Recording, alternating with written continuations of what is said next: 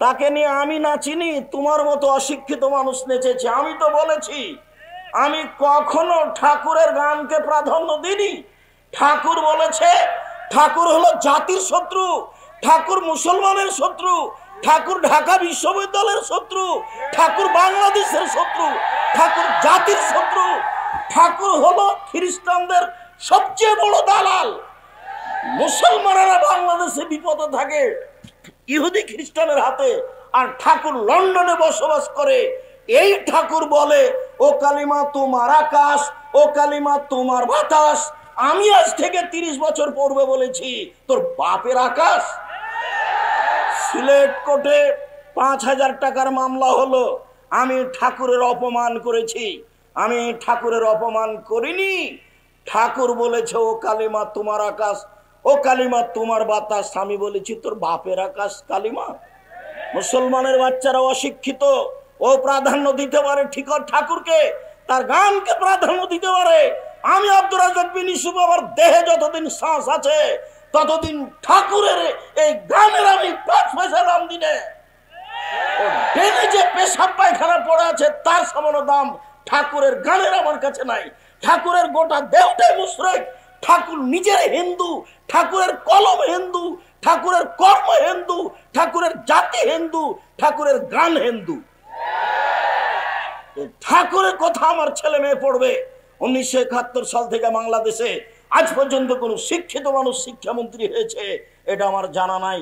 আমি দীর্ঘদিন থেকে বলে আসছি খ্রিস্টানের দালাল ঠাকুর, সেই ঠাকুরের গান আমার ছেলে মেয়ে পড়বে, এটা আমি কোনোদিন গ্রহণ করিনি। জাতির যদি রাস্তাঘাট করে দিতে না পারি, জাতির যদি স্কুল কলেজ করে দিতে না পারি, জাতিকে চূড়ান্ত সঠিক ধর্ম দিতে পারবো ইনশাআল্লাহ। ধর্মের ব্যাপারে জাতিকে ফাঁকি দিয়ে পরকাল হারাতে রাজি নই। এইভাবে দিন কাটাতে আমি আব্দুর রাজ্জাক বিন ইউসুফ প্রস্তুত নই। সঠিকটাই জাতির কাছে পেশ করার চেষ্টা করব ইনশাআল্লাহ।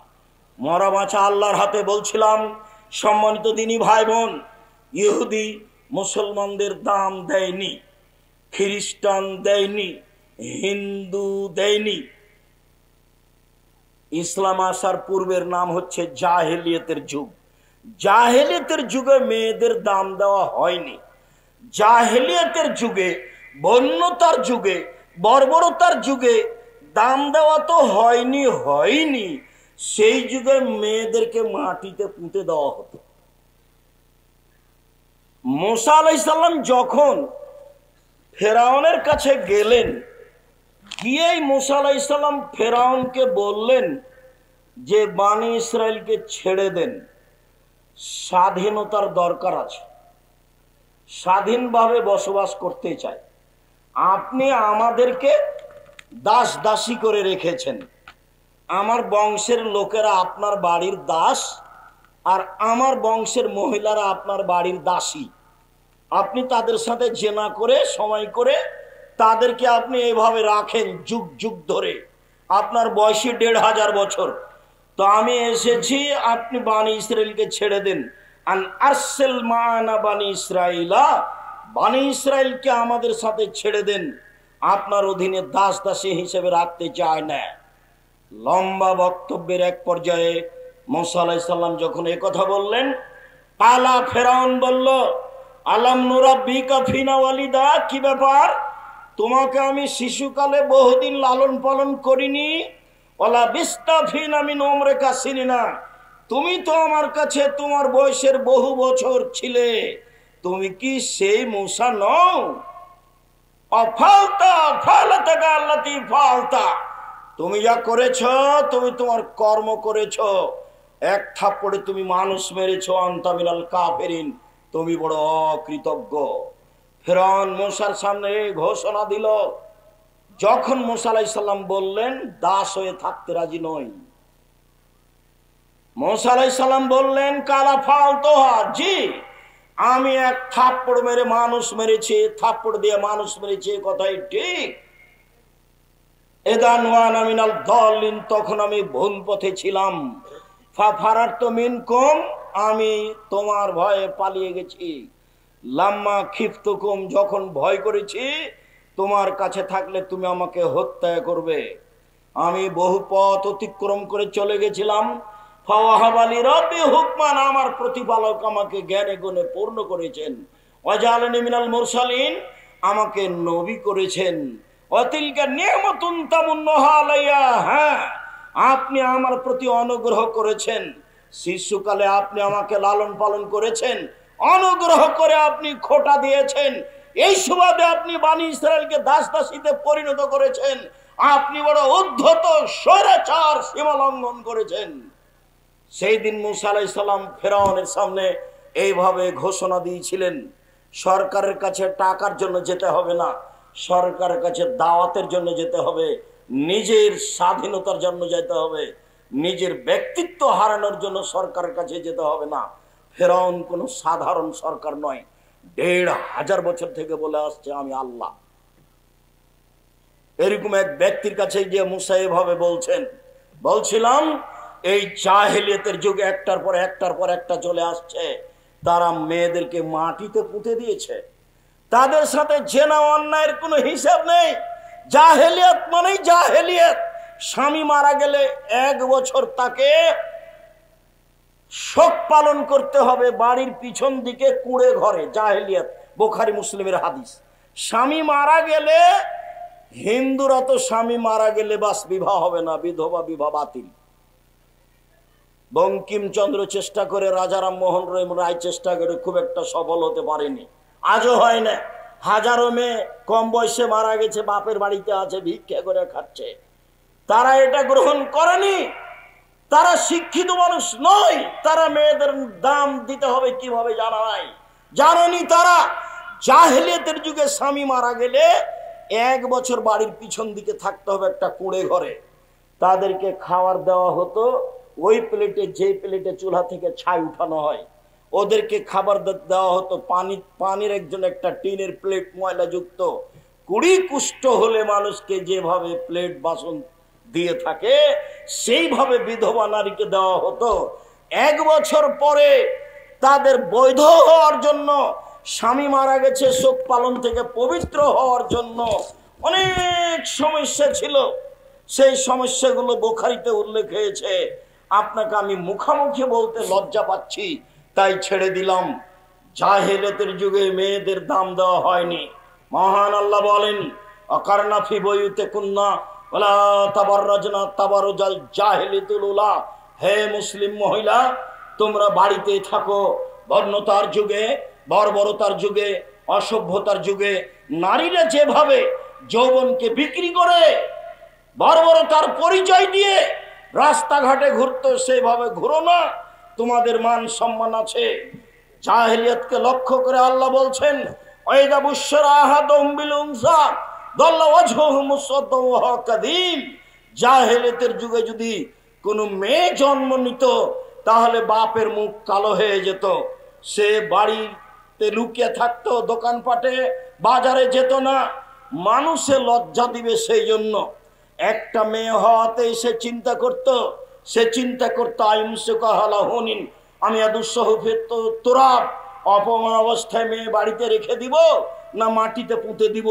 যদি রেখে দিই অপমান সুনিশ্চিত, আর যদি পুঁতে দিই বালাই চলে গেল। তাই তারা নিজে হাতে মেয়েকে মাটিতে পুঁতে দিত। কায়েস ইবনে সাবিত নিজে বলছেন, ওয়াআত সামানিয়া বানাতিন লি, আমি আমার 8টা মেয়েকে নিজে হাতে মাটিতে পুঁতে দিয়েছি।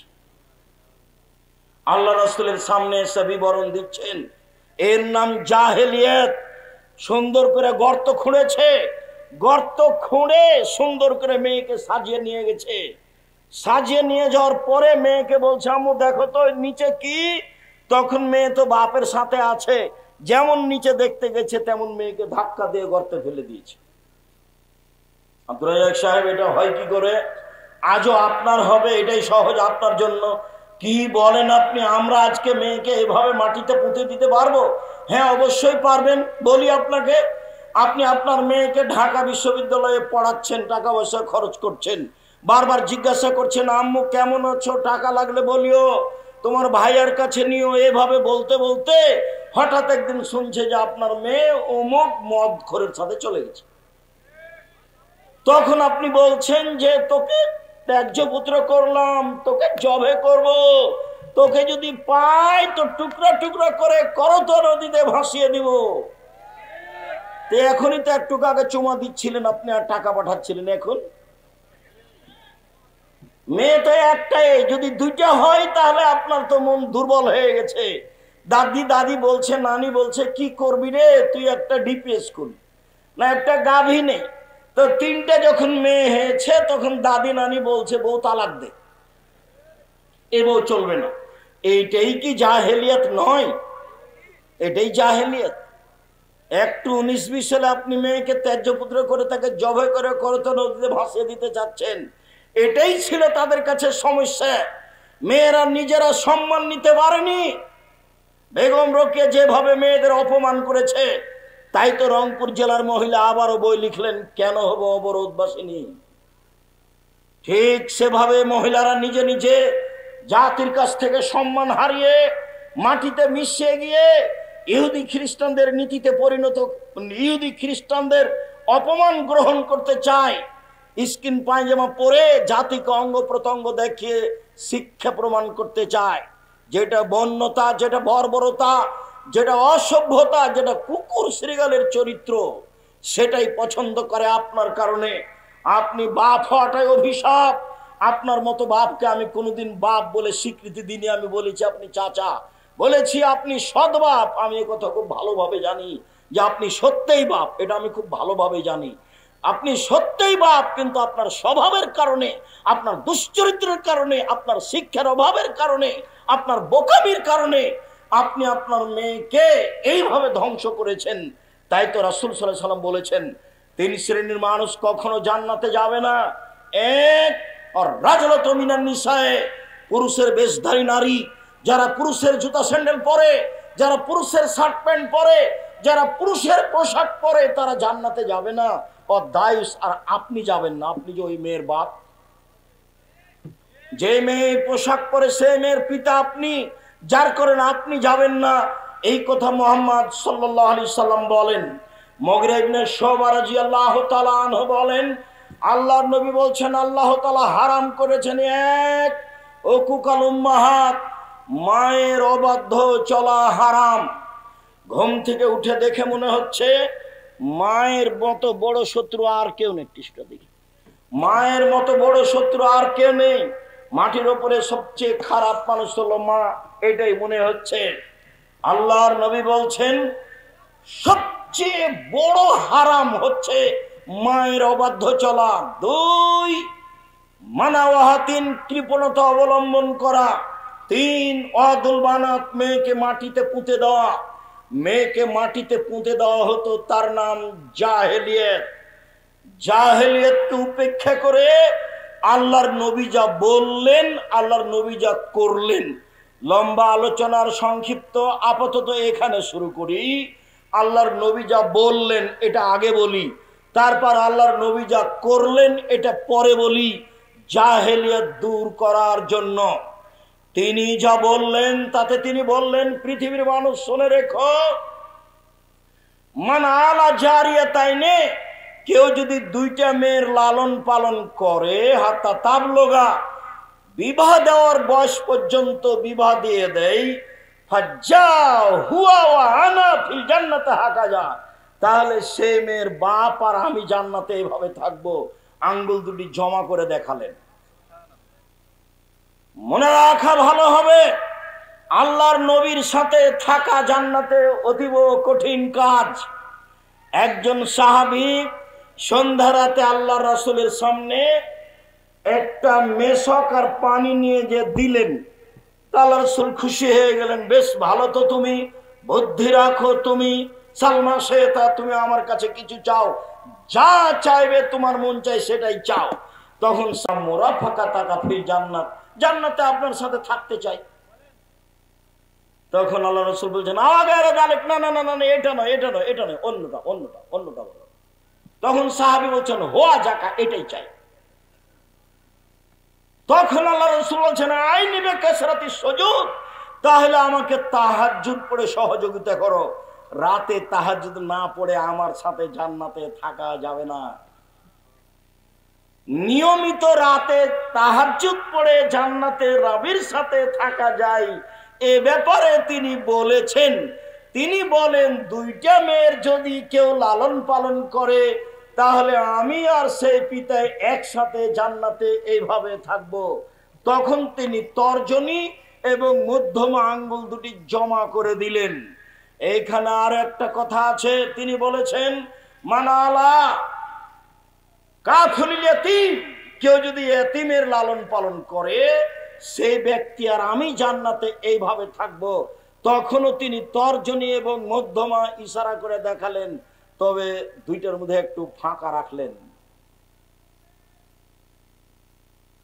এতিমের লালন পালন করলে আমার সাথে থাকা যাবে, তবে একবারই সাথে নয়। এই যে হাদিস বুখারী মুসলিম, কেউ যদি দুইটা মেয়ের লালন পালন করে তাহলে সেই পিতা আর আমি একসাথে। তিনি বলেন পৃথিবীর মানুষ শুনে রেখো, মানা আলাস থালাসা বানাতিন, কেউ যদি তিনটি মেয়ের লালন পালন করে, ফা আল্লামাহুন্না, লালন পালন মানে ফা আল্লামাহুন্না, তাকে বিদ্যা শিখিয়ে দেয়, ওয়াদ্দাবাহুন্না, তাকে শিষ্টাচার শিখিয়ে দেয়, ওয়াক্কাসাহুন্না, তাকে কাপড় পরিধানের ব্যবস্থা করে দেয়, তার ওয়া আকলাহুন্না, ওর খাওয়ার ব্যবস্থা করে দেয়, তাহলে কুনাল্লাহু সিতরান ইয়াউমাল কিয়ামা মিনান নারে, বিচারের মাঠে ওই মেয়ে তিনটি বাপকে জান্নাতে নিয়ে যাওয়ার জন্য জাহান্নাম থেকে অন্তরাল হয়ে যাবে।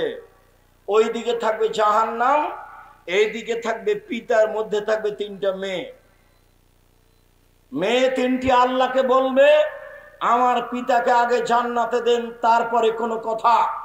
একবারে শক্তভাবে বেঁকে বসবে, যতক্ষণ পর্যন্ত তিনটি মেয়ের পিতা জান্নাতে যাবে না ততক্ষণ পর্যন্ত মেয়ে তিনটি সেখান থেকে সরে যাবে না, অন্তরাল হয়ে আছে। ওদিকে আছে জাহান্নাম, এদিকে আছে পিতার, মধ্যে আছে মেয়েরা। 10টা ছেলে লালন পালন করলে 1 পয়সা লাভ হবে, এই কথা মুহাম্মদ সাল্লাল্লাহু আলাইহি ওয়াসাল্লাম বলেননি। তো ছেলেকে পড়াবেন, শিক্ষা দিবেন কেন? জন্ম দিয়েছেন এই জন্য। যদি শিক্ষা না দেন, এখন যা পাপ করবে সব আপনার, যা পাপ করবে সব আপনার। ছেলে বলছে যে আমার বয়স 30-35 বছর, তবু আমার বাপ বিবাহ দেয় না, তখন আমি নিরুপায় হয়ে জেনার সাথে থাকি। যত জেনা আছে সব পাপ আপনার। যত মোবাইলে ল্যাংটা মেয়ে দেখে আপনার ছেলে চক্ষু ঠান্ডা করছে, কলিজা ঠান্ডা করছে, মন ঠান্ডা করছে, সব পাপ আপনার। আল্লাহ রাসূল বলছেন পৃথিবীর মানুষ শুনে রেখো, আমার উম্মতের উপরে আমি আশঙ্কা করে গেলাম গোপন পাপের। মোবাইলে মানুষ এভাবে গোপন পাপ করবে, এটা রাসূল সাল্লাল্লাহু আলাইহি ওয়াসাল্লাম জানতেন না, তবে তিনি বলে যাচ্ছেন আমার উম্মত গোপন পাপে লিপ্ত হবে, এটা আমার আশঙ্কা। বাপ ওই ঘরে ল্যাংটা মেয়ে দেখছে, মা এই ঘরে ল্যাংটা মেয়ে দেখছে, তুমি এই ঘরে ল্যাংটা মেয়ে দেখছো, তোমার বোন ওই ঘরে মেয়ে ল্যাংটা মেয়ে দেখছে, এক বাড়িতে সব ঘরে ঘরে সব ল্যাংটা মেয়ে ব্যস্ত, সবাই ব্যস্ত। আর তোমার বাপ বৃদ্ধ হয়ে গেছে, সেটা একটু বলি, তোমার বাপ তাহাজ্জুদ পড়তে উঠে আব্দুর রাজ্জাক সাহেব চাপ দিয়েছে, তখন রাত 3টায় উঠেছে, সুন্দর করে ওযু করেছে, ওযু করার পরে বলছে আচ্ছা একটু টিভিতে কি আছে দেখি তো। যেমন টিভি চালু করেছে, বিশাল আকৃতিতে ল্যাংটা মেয়ে চলে এসছে, কোথায় যে তাহাজ্জুদ গেল। এই চরিত্র তোমার বাপের, এই চরিত্র তোমার। দোকানে বসে বসে তোমার বাপ ঘন্টার ঘন্টা সময় কাটায়, এশার সালাত আদায় করতে গিয়ে মাথায় টুপি পরে মাথায় দিয়ে দোকানে বসে থাকে, দোকানে ল্যাংটা মেয়ে নাচে। তোমার বাপ এখন বলুক যে আমি ভালো মানুষ। আল্লাহর নবী এশার সালাতের পরে কথা বলাকে ঘৃণা করতেন, আল্লাহর নবী এশার সালাতের পূর্বে ঘুমিয়ে যাওয়াকে ঘৃণা করতেন। হাদিস বুখারী মুসলিম। আমি বলেছি বাড়িতে প্রেসিডেন্ট আইয়ুবের মতো করে মার্শাল্লাহ জারি করে রাখতে হবে, কারফিউ, রাত 10টার পরে কেউ এখানে জেগে থাকতে পাবে না। এই বাড়িতে রাত 10টার পরে কথা বলা নিষিদ্ধ, পড়াশোনা ব্যতীত, এটা ঘোষণা থাকবে বাড়িতে। তাহলে 10টায় ঘুমিয়ে গেছে 5 ঘন্টা, তাহলে কতটা বাজলো? 3টায় আপনি উঠে যান, আপনার ছেলে উঠে যাবে, নিজ নিজ ঘরে 2 রাকাত সালাত আদায় করে আল্লাহকে বলবে যে তুমি আমাকে এদেশের সবচেয়ে বড় শিক্ষিত করে দাও, তার তো রহমতের অভাব নেই। তুমি আমাকে বগুড়া শহরে একটা জমির ব্যবস্থা করে দাও, তুমি আমার এই ভ্যানটা ভেঙে গেছে, একটা নতুন ভ্যানের ব্যবস্থা করে দাও। যা বলতে চাই এখনই বলতে হবে, এটাই সময়। জীবনে কিছু করতে না পারলে অন্তত এই সময়ে কিছু বলেন। 4টা কাজ মনে রাখবেন: 1 5 ওয়াক্ত সালাত, 2 হালাল রুজি, 3 কোরআন তেলাওয়াত, 4 আড্ডা পিটা জীবনের জন্য হারাম, চিরদিনের জন্য হারাম। 2 জন যেখানে বসে আছে সেখানে বসবেন না। যদিও আজকে আব্দুর রহিমের বক্তব্যের পরে আমাদের বক্তব্য চলে না, তারপরেও আমি যেহেতু এসেছি, কেমনে ফিরে যাই এটা একটা কেমন কেমন লাগে, তাই আমি আপনাদের সামনে দাঁড়িয়ে আছি। নাহলে আমিও চাচ্ছিলাম যে যা হয়েছে হয়েছে, সালাম দিয়ে চলে যাই। আব্দুল্লাহ কি বলেছে আমি তখন শুনিনি। আমি আপনার কাছে যেটা বলছি, আপনি আমার দিনী ভাই দিনী বোন, নিজের ছেলে মেয়ের জন্য যেমন বলেন, আব্দুল্লাহ, আব্দুর রহমান, আব্দুর রহিম তাদের জন্য বলবেন। আল্লাহ যেন তাদের খিদমত কবুল করেন। বলছিলাম সম্মানিত দিনী ভাই বোন, রাসূল সাল্লাল্লাহু আলাইহি সাল্লাম বলেন, পৃথিবীর মানুষ শোনা রেখো, মান কানা লাহু সালাসা বানাত, কারো যদি 3টে মেয়ে থাকে, ফাল্লামাহুন্না, তাকে বিদ্যা শিখিয়ে দেয়, ওয়াদ্দাবাহুন্না, শিষ্টাচার শিখিয়ে দেয়, ফালাহুল জান্নাহ, সে জান্নাতে যাবেই। এটা আল্লাহ রাসূল মুখে বলেছেন। মেয়েদের দাম আল্লাহ রাসূল নিজে মুখে দিচ্ছেন। জাহেলিয়াতকে উপেক্ষা করে আপনি দেখুন, আমি শিষ্টাচার বলতেই যে হাদিসটা অহরহ বলে থাকি সেটা একটু শুনিয়ে রাখে। এই ছেলে, বসো, একটু থামো, বিরক্ত হচ্ছ কেন? আমি তো তোমার জন্য এসেছি কষ্ট করে। আমি কয়েক মিনিট পরই কথা শেষ করব ইনশাআল্লাহ। তুমি একটু ধৈর্যের পরিচয় দিবা, দয়া করে কোনো কাজ দেখায় না এখন। আর এত দীর্ঘ সময় অপেক্ষা করছি আমি তোমার জন্যই। সম্মানিত দিনী ভাই বোন, জাবের রাদিয়াল্লাহু তাআলা আনহু বলছেন, রাসূলের সাথে যুদ্ধ করে আসছিলাম, যুদ্ধে আমিও শরীক হয়েছিলাম রাসূলের সাথে। মদিনায় ঢুকবো, আল্লাহ রাসূল বলেন, এখানে সবাই থামো, থাকো, সকালে বাড়ি যাব। আমি জাবের বললাম, আল্লাহর নবী, আমি নতুন বিবাহ করেছি, এই ছেলেরা তোমরা যারা দাওয়ায়ে আল্লাহর জন্য আদায় করতে চাচ্ছিলে, 1 মিনিট দাওয়ায়ে আল্লাহ। আমি 1 মিনিট, এই ছেলে শোনো, আমি মসজিদ বাংশা থেকে বের হয়ে মসজিদের দিকে যাই রাজশাহীতে, তো দেখি গাড়ির গায়ে লেখা আছে দাওয়ায়ে আল্লাহ। তো আমি বুঝতে পারিনি, আচ্ছা দাওয়ায়ে আল্লাহ কি জিনিস। তো কয়েকদিন দেখার পরে একদিন বলছি আব্বু, আব্দুল্লাহকে, আব্বু আর দাওয়ায়ে আল্লাহ এটা কি? তখন আমাকে বলছে, আব্বু আপনাকে তো আমি প্রায় 30 বছর যাবৎ দাওয়াত দিতে দেখলাম, আর আমিও দেশ বিদেশ মোটামুটি ভালোই ঘুরলাম, তাতে দেখছি যে আমরা হচ্ছি ইহুদি খ্রিস্টানদের দাস দাসী। নইলে আমরা যারা বাংলাদেশি ইঞ্জিনিয়ার তারা হলাম পদ্মা সেতুর লেবার, আর ওরা হলো পরিচালক, টাকা আমাদের, সবকিছু ওদের। তো নিজেকে দাস দাসী থেকে মুক্ত করতে হলে কোরআন সুন্দর করে শিক্ষার এবং আকীদা সুন্দর করে সংশোধনের বিকল্প পথ নেই।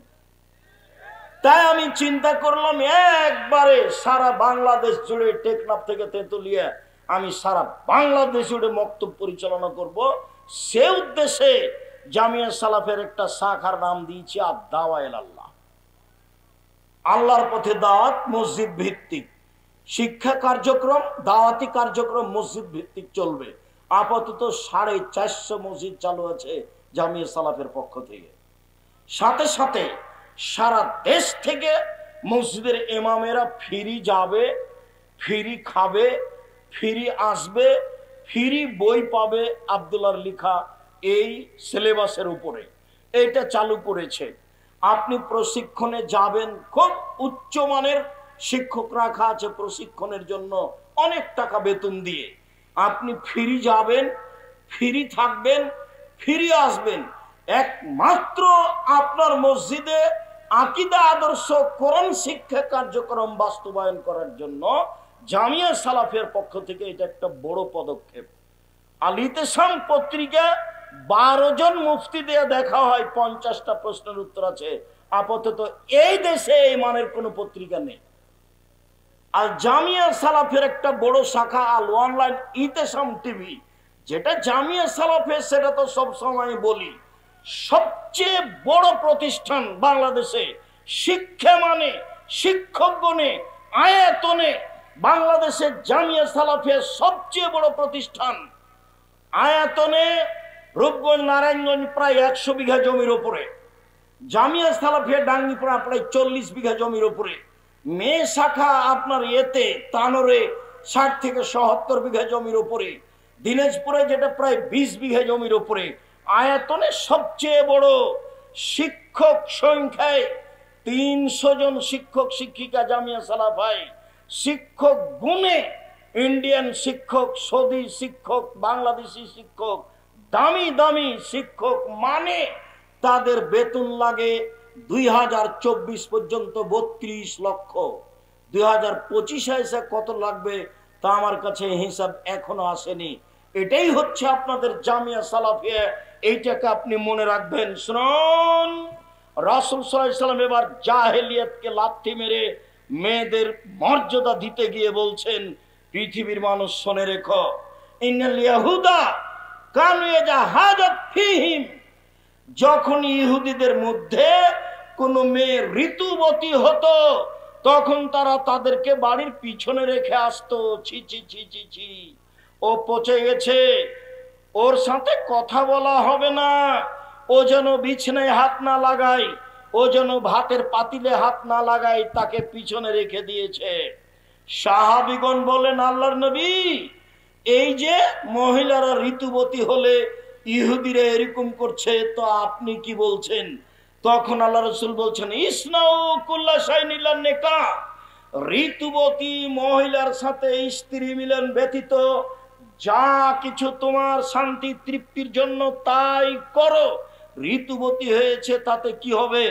তোমার বিছানে থাকবে, তোমার সাথে থাকবে, তোমার সাথে কথা বলবে, তোমার সাথে মান সম্মান ভোগ করবে, তোমার সাথে খাবে, তোমার সাথে চলবে, যে কোনো প্রয়োজনে তোমার সাথে থাকবে। হাদিস বুখারী মুসলিম।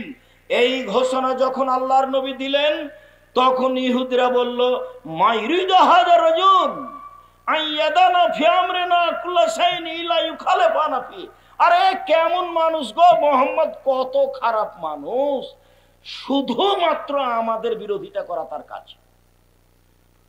সব জাতীয় আমাদের বিরোধিতা করে, এমনকি ঋতুবতী নারী হলেও সে আমাদের বিরোধিতা করে। সে এই ঘোষণা দিয়েছে। আয়েশা রাদিয়াল্লাহু তাআলা আনহা বলেন, ইন্নী কুনতু ইকতাসালতু মান নবী সাল্লাল্লাহু আলাইহি সাল্লাম মিন ইনাইন ওয়াহিদিন কালানা জুনুবুন, আমি এবং আল্লাহর নবী অপবিত্র অবস্থায় এক পাত্র থেকে পানি নিয়ে গোসল করতাম। এই কথা বলার পরে তিনি বলছেন, ফামারানি, তিনি আমাকে আদেশ করতেন, আত্তাজেরা, আমি ঋতু অবস্থায় স্ত্রী অঙ্গে একটি অতিরিক্ত কাপড় ব্যবহার করব, ফায়ুবাসিরনি, তারপর তিনি আমার শরীরের সাথে শরীর মিশিয়ে থাকতেন। ইউবাসের মানে আমার শরীরের মাঝে আর রাসূলের শরীরের মাঝে কোনো কাপড় থাকতো না। ওয়ানা হায়েস, তখন আমি ঋতুবতী। ইহুদি বলেছে ও পচে গেছে, বাড়ির পিছন দিকে রেখে আসো, ছাই তোলা প্লেটে তাকে খেতে দিতে হবে, ময়লা গিলাসে তাকে পানি দিতে হবে, ও যেন বাড়ির ভিতরে না আসে, ও বিছানে হাত লাগাতে পাবে না, পাতিলে হাত লাগাতে পাবে না। আয়েশা রাদিয়াল্লাহু তাআলা আনহা বলেন, আল্লাহর নবী আমার গায়ের সাথে গাও লাগিয়ে কাপড় ছাড়াই রাত অতিবাহিত করতেন। আয়েশা রাদিয়াল্লাহু তাআলা আনহা বলেন, ওয়ান্নাহু ইখরাজ রাসাহু ইলাইহি ওয়া আনা মুতাকিব, তিনি ইতিকাফ অবস্থায় ইতিকাফে বসে আছেন, মাথাটা আমার দিকে আগিয়ে দিয়েছেন, লিয়াগসিলাহু, যাতে করে আমি তার মাথাটা ধুয়ে দিই, ওয়ানা হায়েজ, তখন আমি ঋতুবতী। মুহাম্মদ সাল্লাল্লাহু আলাইহি সাল্লাম নারীদের সাথে যা আচরণ করেন তা আয়েশার মাধ্যমে জাতির সামনে দিয়ে গেছেন। আয়েশা রাদিয়াল্লাহু তাআলা আনহা বলেন, আমি আশরাবুল মা, পানি পান করতাম গিলাসে, সুম্মা উনাবিলহু, আমি তারপর রাসূলের হাতে দিতাম, ফায়াদা ফাহু আলা মাওজাফিয়া, গিলাসের ওখানেই মুখ লাগাতেন যেখানে আমি মুখ লাগিয়ে পানি পান করেছি, তখন আমি ঋতুবতী। এই কথা আয়েশা রাদিয়াল্লাহু তাআলা আনহা বলেন। আয়েশা রাদিয়াল্লাহু তাআলা আনহা বলেন, আন-নবী সাল্লাল্লাহু আলাইহি সাল্লাম ইয়াত্তাকা ফি হিজরি, আল্লাহর নবী আমার উরু রানের ওপরে মাথা দিয়ে কোরআন মাজিদ পড়তেন, তখন আমি ঋতুবতী। কোরআন মাজিদ আল্লাহর দেওয়া গ্রন্থ, পাক পবিত্র গ্রন্থ। আয়েশা ঋতুবতী মহিলা, তার উরু রানের উপরে মাথা রেখে আল্লাহর নবী কোরআন মাজিদ পড়তেন। আয়েশা রাদিয়াল্লাহু তাআলা আনহা বলেন, একদা আল্লাহর নবী বললেন, না বেনিল খুমরা মিনাল মসজিদ, আয়েশা মসজিদ থেকে তুমি চাটাইটা দাও। আমি বললাম আমি ঋতুবতী। আল্লাহ রাসূল বললেন, ইন্না হাইজাতাকে লাইসাত ফিয়া, দেখে আয়েশা তোমার ঋতু তোমার হাতে লেগে নেই। সম্মানিত দিনী ভাই বোন, আমি বলছিলাম রাসূল সাল্লাল্লাহু আলাইহি সাল্লাম নিজে নারীদের সাথে কি আচরণ করতে হবে তা দেখিয়ে গেছেন যখন তারা ঋতুবতী। আর যারা ভালো তারা কিভাবে চলবে স্বামীর সাথে সাংসারিকভাবে তা পূর্ণ মান দিয়েছেন। তাতে তিনি বলেছেন, পৃথিবীর মানুষ মনে রেখো, নারীদের সম্মান অনেক বেশি। তারা যদি 4টা কাজ করতে পারে জান্নাতের সব দরজা খোলা। একটু থামেন, শেষে চলে আসে।